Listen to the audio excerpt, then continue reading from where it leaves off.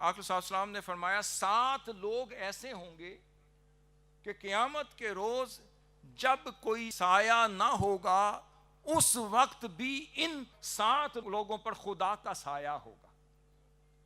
یہ اللہ کے سائے کی چھتری تلے کھڑے ہوں گے جب کہ ارد گرد کسی پر سایہ نہ ہوگا.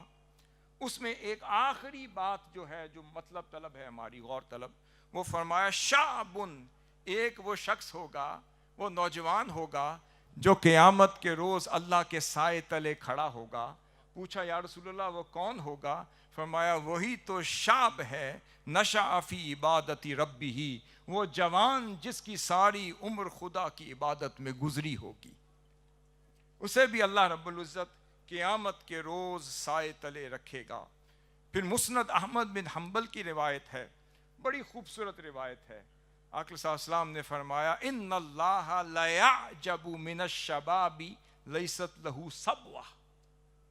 فرمایا کہ اللہ تعالیٰ بھی ایسے نوجوان سے خوش ہوتا ہے.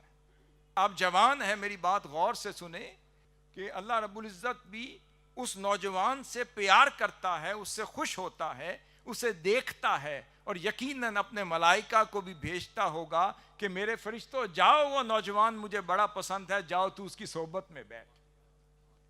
وہ کون ہے؟ جس میں جوانی کی نہ نادانی ہوگی نہ بے راہ روی ہوگی.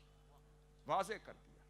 وہ نوجوان اسی سے خدا خوش رہتا ہے، خدا کی نظروں میں رہتا ہے. آقا صلی اللہ علیہ وسلم کی بارگاہ میں وہ شرف قبولیت پاتا ہے، اسی کو دیکھ کر چہرہ مصطفیٰ مسکرا رہا ہوگا. وہ نوجوان جس نے اپنی جوانی میں نہ کوئی نادانی کی ہوگی نہ بے راہ روی کا شکار ہوگا. تھوڑا سا ہم اپنی طرف آتے ہیں. یہ وہی نوجوان ہوگا جس کی جوانی کو بچانے کے لیے کوئی ولی اللہ ضرور آیا ہوگا.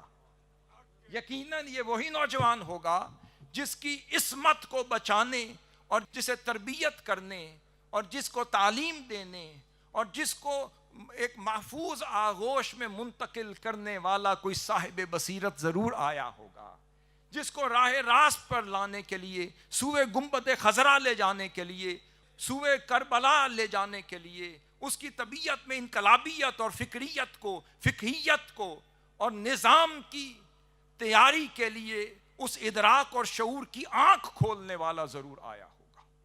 اس لیے یہاں پر علامہ اقبال نے اسی نوجوان کی طرف اشارہ کرتے ہوئے فرمایا وہی جواں ہے قبیلے کی آنکھ کا تارا، شباب جس کا ہے بے داغ ضرب ہے.